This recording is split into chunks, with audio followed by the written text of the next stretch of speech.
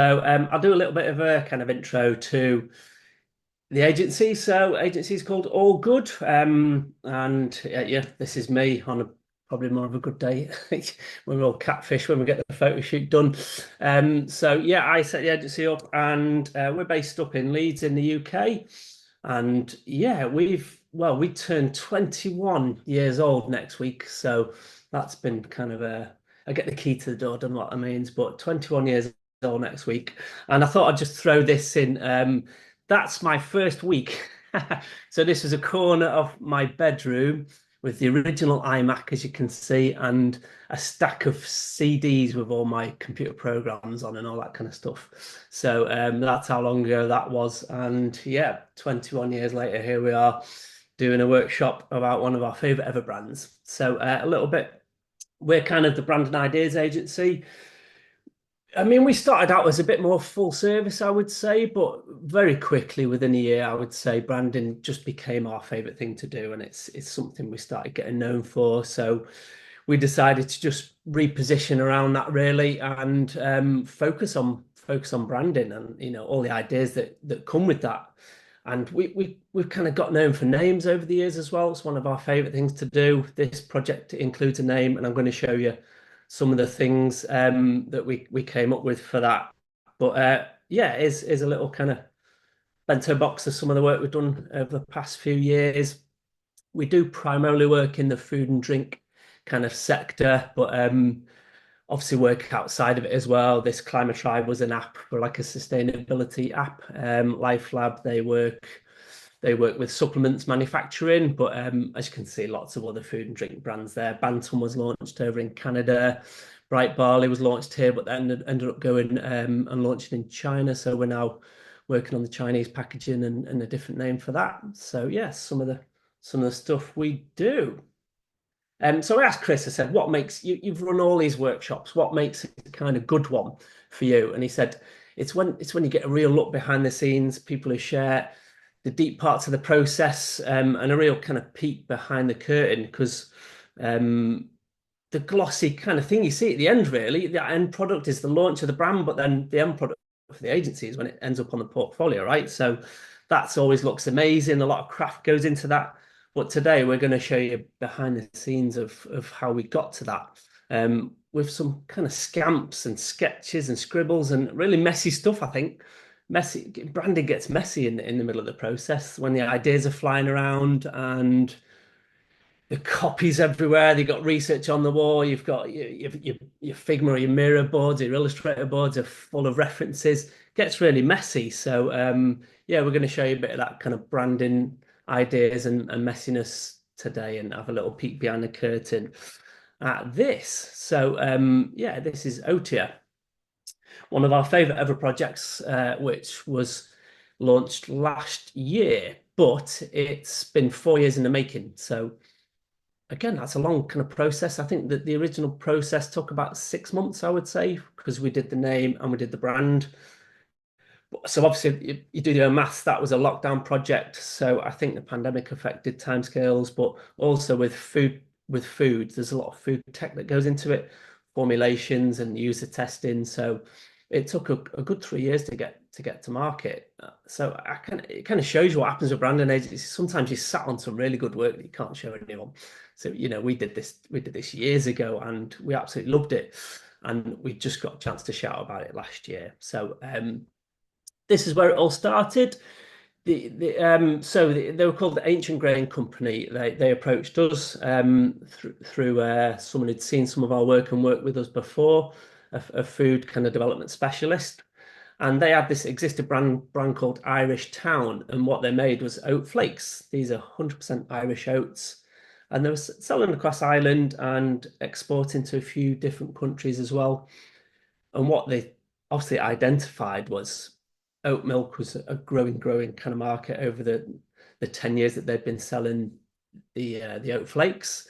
And they thought, right, we need to make an oat milk. So they wanted to start from scratch. They didn't want the Irish Town name. They didn't want the brand or the look or the feel or anything.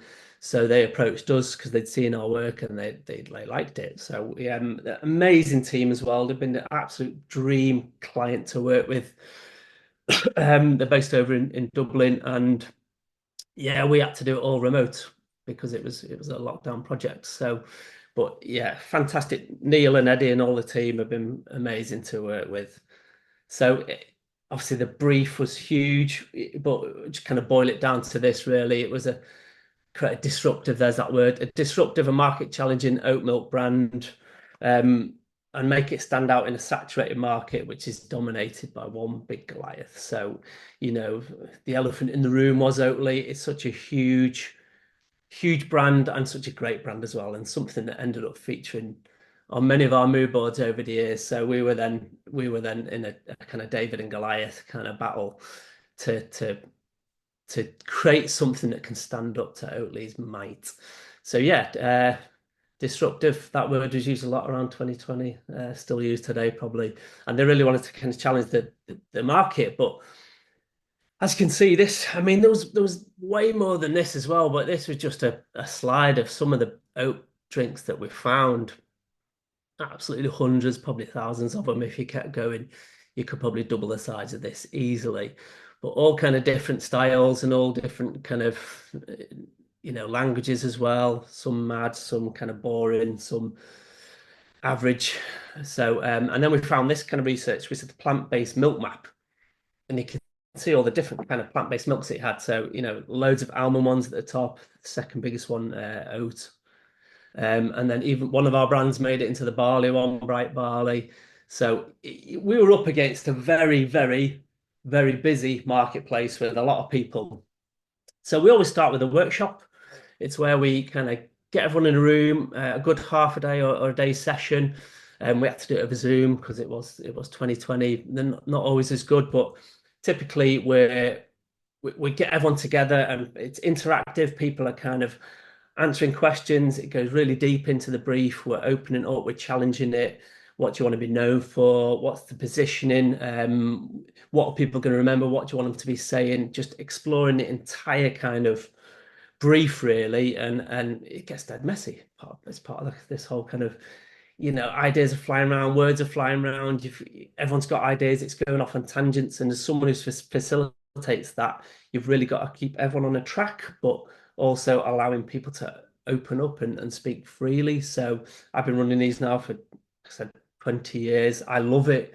It's one of my favorite things to do in the whole process. And we always get great stuff out of it that sort of ends up turning into the solid kind of brief. But obviously, we're not going to go through all of them because we'll be here till 1 o'clock. So just kind of boiled it down into this, really. We're on a mission to create a tastier, creamier, superior oat milk, the best of the best.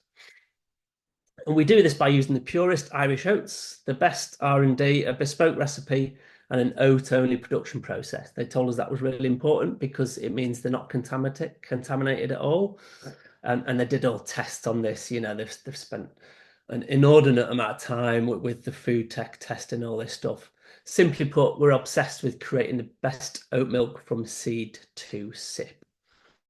So that was our brief, and that was what we kind of set off to go and research and come up with ideas for. But it all started with the name, really. So we were tasked with coming up with a name, and it was a blank canvas. They didn't want to use Irish in there. That was the only thing they said. That was why they moved away from Irish town. So we started researching. Really, this was kind of some of the names we found, and at this point, what we're doing is we're looking at design, but essentially, when you work with names, it's all about the kind of words, right? So we're writing a lot of words down, a lot of strap lines, kind of copy tone, bits of copy from websites, and we're gathering it all into a big research doc. Because obviously we don't want to come up with a name that's already been done, and we're trying to find kind of themes and concepts, things we like, things we don't like. So this just gives you a little idea of some of the kind of names that we were looking at. And yeah, my best advice when you come up with names is just keep them flowing. I mean, we take about 6 weeks to come up with a name. And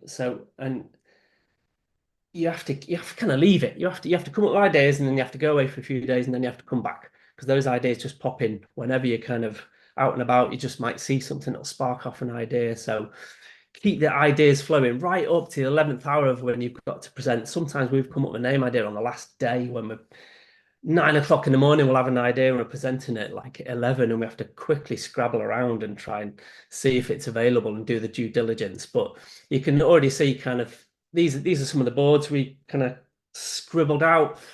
I'm very old school. It's all about pen and paper still. So you can see tons of kind of names that we're playing around with here. I wonder if Otis in there actually. It might be in there somewhere. It might be hidden behind one of these somewhere. But you can see we're also coming up bits of copy as well. We're devoted. I love a pun. So if I can't get a pun into a job, it's a really bad day for me. So we've got different ideas, some with the front, like the oat experts, the oat heads. We then explore that as a theme, the oat ninjas, the oat pros, and then OT McOT. That's obviously one we kind of decided to throw in because of Boaty McBoatface. And we're just really playing around. Nothing's off the table at this point, and we're throwing ideas around. And then this was the floor. So what we do, we kind of cut all these little bits up and we start grouping them together into themes and concepts and kind of idea groups, like all the ones with there at the front, all the ones that sound maybe disruptive, all the bits of copy will go into a kind of section. So and we then start stickering up the ones we like to create like a long list of names. So this is why I love this part. It's just full of ideas. You can have fun, loads of copy flying around. And then it starts coalescing into what you see here. So these are some of the more developed boards of names and copy. You can see each kind of name that flashes up. We start expanding that name out into a little bit of copy tone to see how it kind of flexes and works and what the verbal identity might be as we're working on it. And you're creating a long list at this point because you then need to do due diligence. And in that process, when you're checking the trademark database and Google, you're putting a big cross through quite a few ideas. So some of the great ones, unfortunately, have been taken or cannot be trademarked. And if you've never done a trademark process, you need to build that into your process because if the client absolutely needs the registered symbol, it can take 3 to 4 months. So and as you can imagine, if they want to start the branding concurrently with that, you might get 3 months into the branding and then someone says, actually, you can't have the name. And then you've got to start again. And then, you've got a discussion around costs. So luckily we had a lot of time in this project and they did get the registered trademark in the end, which was great. So this was where it kind of finished up. And these are the actual boards we presented to the team. So as you can see, we have the name, we put the name out and we give a rationale to that. And then we show it kind of working in kind of typical kind of copy tone and phrases, obviously on the carton, because it was an oat milk, it had to be on the carton. And we're just showing how the verbal identity starts flexing already.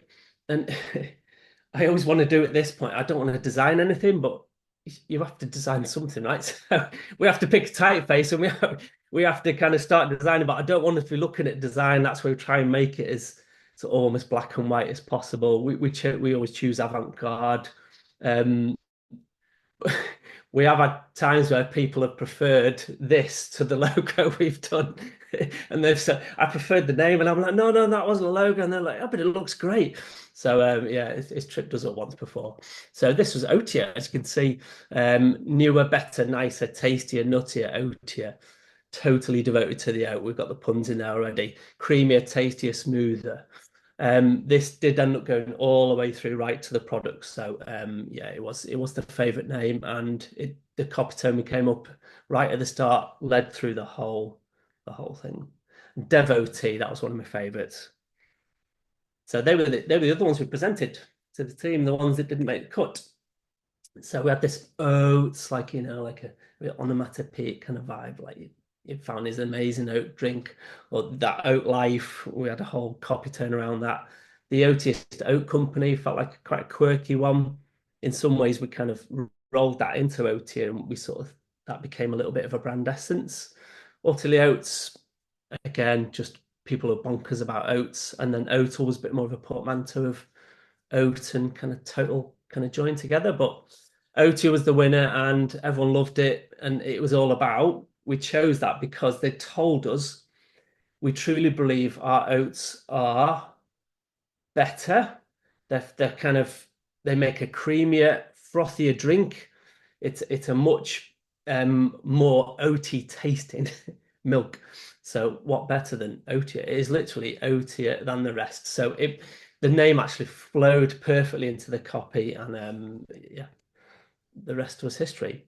So then we kind of rolled more into the branding research, where we're starting to look at the whole marketplace. So obviously we're looking at the market leader, the supermarket staples, the stuff you see all the time when you're going in to pick up your shopping.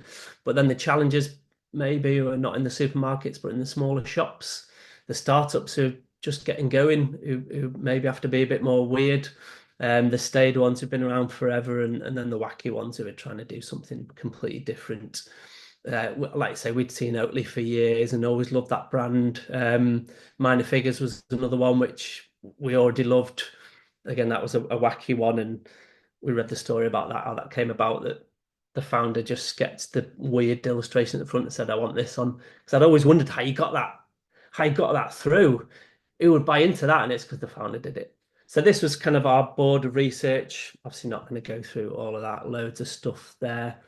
But we'll do a bit of a kind of logo drop, and we made them all black and white just to kind of get a vibe for the look and feel, just to see if there's anything missing really, any kind of design cues that are not being done, anything that's been done to death, anything that's been overdone, or anything where we feel like we can do something just a little bit quirkier. And then we started grouping all the packaging we found. You can see here four kind of categories. A lot of people with the kind of mainly white background. The market seemed to love blue. There was a lot of blue in there. And at the time, Oatly, it was a big case because Oatly had gone after one of these. I think it was Pure Oaty. They'd gone after them in the courts because they felt like they'd stepped on their like trademark. So it really kind of worried our client, and but throughout the process they lost the case, so it kind of gave us a little bit of everyone kind of breathed a bit in the office because we were a little bit worried that Oatly was getting litigious about stuff like that. So the beige gang, a lot of beige, obviously the color of the oats, I think, just to kind of base the packaging on, and then lots of people are green because it's the whole plant-based thing and the planet thing about that. Then we started grouping it into the style, so images of oats, illustrations, milk and glasses seemed to be one that a lot of people did, and then the kind of barista editions where everyone had a picture of a cup of coffee. So I think summing up the research, we already had something. I think oatier, when you're oatier than the rest, when you're tasty and creamy and dreamy and frothier, you need to make the most of it. So it kind of did lead us on to, if copy is going to be the key, then typography might be a distinctive way forward. That was just one of our kind of feelings at the time when we started working on it. So then we start then developing the strategy. So we have a full kind of brand platform that we do. Again, it's when we hit the kind of sketch pads and the bean bags, and we start scribbling out all this stuff really. What's the essence? What's the positioning? What's the personality and the vision and the mission and the values and the pillars of this brand? So the essence, we're trying to come up with just something at the heart of it, not particularly an outward facing thing, but something that the company can internally get around. Positioning, obviously, where it wants to sit in the marketplace, personality, how it's going to be perceived, vision, where they want to get to, the mission, how they're going to do it, and then the values and the pillars that underpin everything. So we have a kind of quite a strategic document that ends up making its way all the way to the final brand presentation. But if I had to sum it up, we were writing a lot of copy at this point, so this is sort of like a mission statement of sorts. We're OT, the Oatist Oat Company, founded by oat experts and obsessed with creating the greatest oat milk on the planet. Made with 100% pure Irish oats, we believe our milk is superior, tastier, frothier, and creamier than the rest. That's why we're oatier. So it became a real kind of thing to base everything on. And we've done a lot of work already on the strategy and the copy and the voice and the verbal identity. So we just started building on what we had really. So as you can see here, we're starting to play around with kind of ad lines and website lines and copy lines and social lines and just the whole kind of verbal identity, and it was a great one to work on. We came up with some great lines like "In a glass of its own," um, approved by baristas, loved by you, made by Otia, the milkier way, and actually, interestingly, also we got through a curveball through the middle of the process because the EU or one of the bodies decided you couldn't use the word milk anymore. So you'll find throughout the presentation, we start swapping the I for a exclamation mark, and it starts being called an oat drink as opposed to an oat milk. So again, a lot of our creative had to change all the way through this, but you can see loads of copy going on. We're having a lot of fun. It's one of my favorite bits of the process, really. I think the verbal identity is such a key kind of part of a brand, and yeah, Otia had a really really cool fun one. So yeah, you can see here, this is where we started really expanding on this IER kind of oatier, sloshier, silkier, yummier, scrummier. Um, yeah, that did make its way all the way through to the brand and the packaging, but it also kind of made its way into creamy cappuccinos, silkier lattes, milkier milkshakes, scrummier smoothies, all the kind of outputs of this oat milk and this oat drink, what you're going to use it for. Oat milk is the goat milk, and yeah, we had this idea that the people who loved it would be called the devotees. So I got my pun in there. That was amazing. We're allowed to do that. Yeah, when we pour, we rain. A carton above the rest. So then we get to concepts. So this is where we start hitting the max. Really, we've done a lot of this work up to this point with sketches and scribbling and copy lines. So we start kind of wondering what's this going to visually look like. We knew we wanted some really bold type, jump off shelf, and we thought we'd have a bit of a laugh saying let's make it pop because that's what we always get told to do. But we almost wanted it to jump off the packaging really. We knew it was going to be oat obsessed and bold, and it wanted to stand out. Own something in the space. So that's what we started to do. So I thought we'd chuck in some of our earlier boards, not always the things you see because some of it's terrible.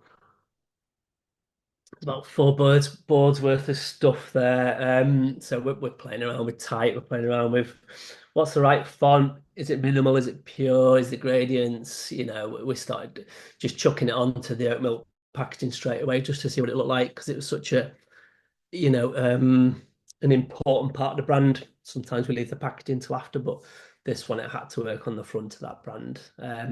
So yeah, you can see some of the stuff we're playing with. We had this idea of it getting bolder as it went on, stamps, and I suppose you can already see there this kind of big bold drop shadow. We started playing around that early on, and we did make more and more of that. But we had loads of ideas flying around the office. They started developing. We also maybe wanted it a bit kind of floaty, as though it was kind of bubbly and frothy, because they kept telling us it's great in coffee. It makes the coffee taste better than normal oat milks do. So we had this kind of liquidy vibe as well. So playing around with all sorts of stuff here. And this when it started coalescing into some more kind of roots, I would say. We had this kind of stamp, I think it's Brixton, bit of a kind of protesty kind of vibe, I think, something that just popped a little bit and looked a bit different to all that stuff we'd seen.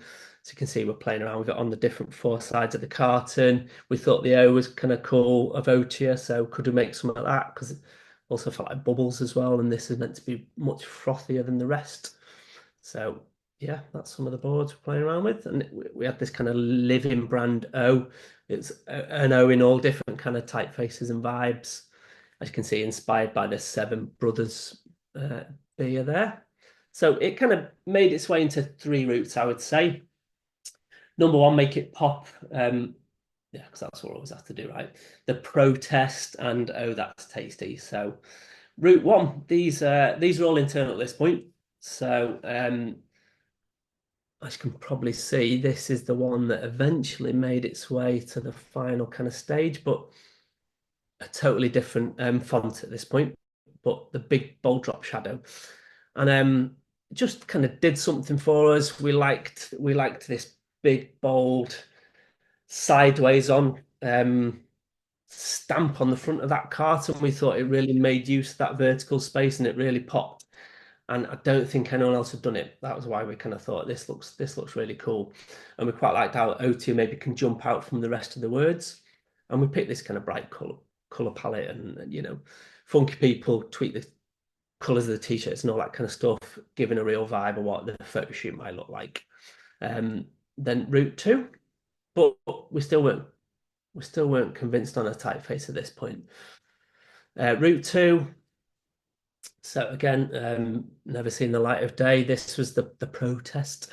We just kind of give it that name because it just had that kind of stamp protest kind of feel with this Brixton big bold O on the front. Yeah, and it just had a kind of it had a real messy kind of vibe to it. Fear of missing out, which we quite liked, and the tea looked great. So we again playing around with colours. We did want yellow to be in there. That was born out of the research. Not quite beige, a bit more bold than the beige that you'd seen. So yeah, just kind of playing around what that looks like on out of home stuff, and this kind of cut out a little bit Monty Python-esque kind of black and white imagery as well, giving it something different to the marketplace in a glass of its own. Yeah, so had a nice vibe.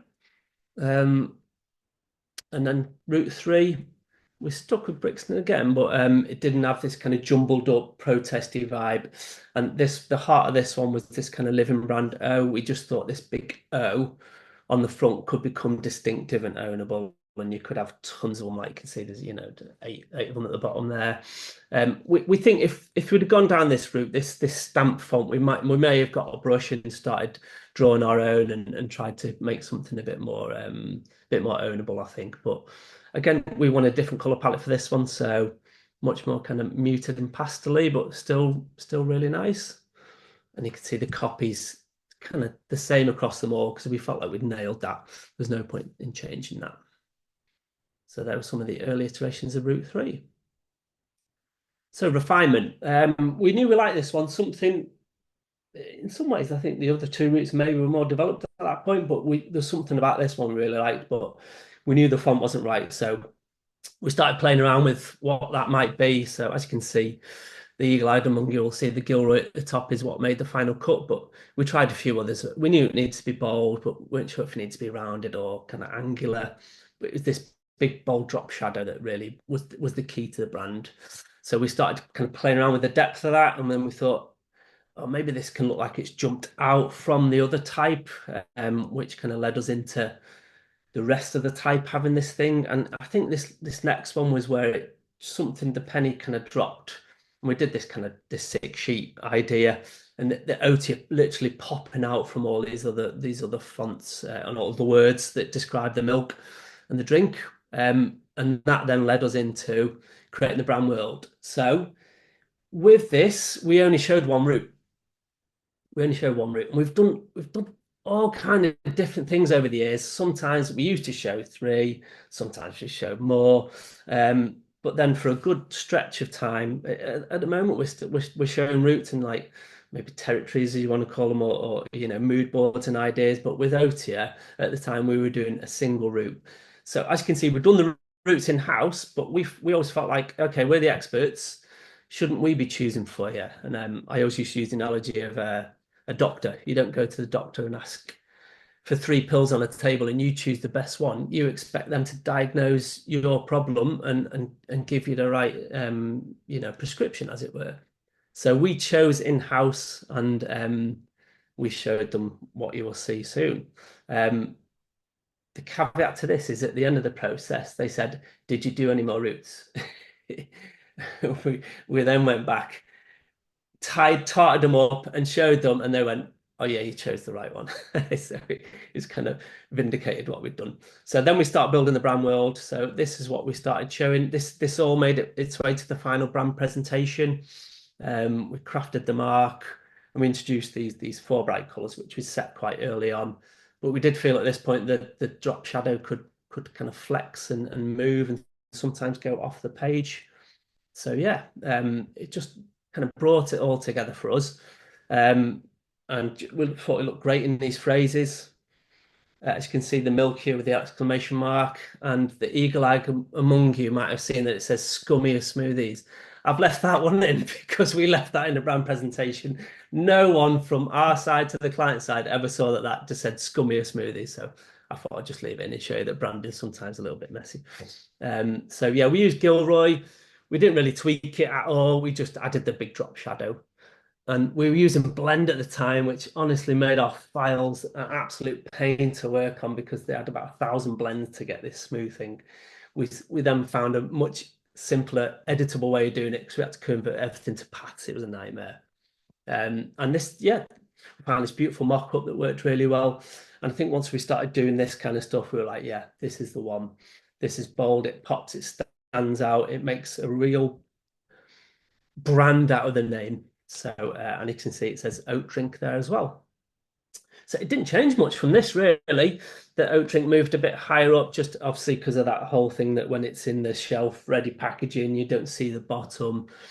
They launched with the barista version. They're yet to do the original, but it's in the planning. Never really did a protein one, but again, we were showing how that might flex across. So yeah, just some of the kind of applications we're doing. Great for baristas. So we're introducing the coffee shots. Start having an idea about photography and kind of mood boards for photography at this point, what it might look like. You know, the merch, the devotees, the people who love it, but obviously tea as well. Um, yeah, it's just showing how it flexes really across that kind of outdoor stuff. We really like the O tier here, with the big bold drop shadow, you know, shoving down the page and creating this really kind of bold and brash kind of thing. So yeah, and then the side of the pack as well, pretty much that's what the side of the pack ended up looking like. We just had a bit of copy underneath to explain the whole OT and the story. So yeah, our brand pres was quite close to what happened. We spelt it right there, scrummier spoonfuls, just again exploring out of home and where you might use OTIA. Um, I mean, you have to put a tote bag in, it's the law, but this worked really well because of the pun. And yeah, again, just showing you, you won't get creamier than OTIA, you won't get frothier than OTIA, you know, you won't get OTIA than OTIA. So again, I think this is a staple you have to put in a presentation. The paste boards, it's kind of law now. And yeah, I think that's my favorite slides, just showing the packaging looking beautiful. And then just some range extensions. They had talked about ice cream and yogurt, so just showing how the brand can flex and maybe slightly different across each one. So yeah, that was it. That was the brand presentation. Went down a storm. Didn't really need to refine it that much. All we knew we needed was a photo shoot. So we worked with amazing photographer in London, Nancy, and yeah, she did this photo shoot for us. She got sent hordes of bags and bags of oat milk, and we did a kind of great briefing session with her, and we knew exactly what we wanted. But then she took it to the next level and created all these beautiful kind of shots, because they wanted to show it in kind of otinis as they called it. They wanted to show it how it would work for the barista, and it's very key to the whole story after this that this is made for baristas. So we needed those kind of shots in there. But they'd already printed some merch. They had hoodies, they had caps. The hoodies say out of office on them, which is great because they're out of the office doing all the sales promo stuff. And then this is the stuff that made it to our portfolio. So I think what's one of people don't talk about as much as really is the portfolio piece for the agency. I think has as much craft as the brand does. I think we clocked in over 100 hours of studio time getting it ready because obviously we started putting motion in there, but at this point we'd then been working on their socials for 6 months. We don't do that anymore, but we had a good 6 months where we are doing all the socials. So you're gathering all that stuff together and you're crafting that kind of page, what it looks like, and then obviously across all the different formats of Instagram and LinkedIn, and then the submissions to all the branding blogs. Everyone's got a different kind of need, so it's a huge process. And but I think the results kind of speak for themselves. So Otier ended up winning a silver award at Dieline, and a silver award at the World Brand Design, and it just started getting featured everywhere, which is great. So this is the stuff you see on our site. it's the kind of culmination of all of those things you've seen, all the copy coming together. It's moving, it's beautiful, and it's what went out into the world and kind of so it launched mainly in Ireland. They've just started selling over in England now, but they've obviously got big ambitions to go worldwide. And I believe there was a story that they're going to possibly go public soon. So yeah, you can see all this beautiful photography that we worked really close with Nancy on this, and she did a great job. So yeah, we've got a chance to make this finally pop out of like we'd envisaged on that six sheet. So yeah, when we pour, we rain. This is the Otini. The oatier, the better.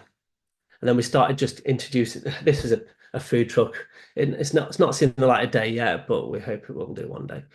So yeah, and what we introduced was sort of these like little stickers because we're working on socials. We needed something to just give the post a bit of life. So again, we used the big kind of bold drop shadows and started introducing a bit of a big thick outline, and we just started crafting a few kind of stickers and icons and stuff that we could use, and they're getting used across the brand now. And then some of the social posts we ended up doing, did all sorts of stuff. They started doing competitions for baristas. Oh, there we go. Shake it. Didn't know that sound on, by the way. And then yeah, finish off with I think this is the cover to Chris's things. Time to chill out, and this was great because the Irish it sounded so amazing when they were saying it 'cause they were like chill out. It just sounded beautiful, much better than when we say it. And out of office became a little thing about when the team are out and about, they're out of the office delivering OTIA. So yeah, all good thing must come to an end.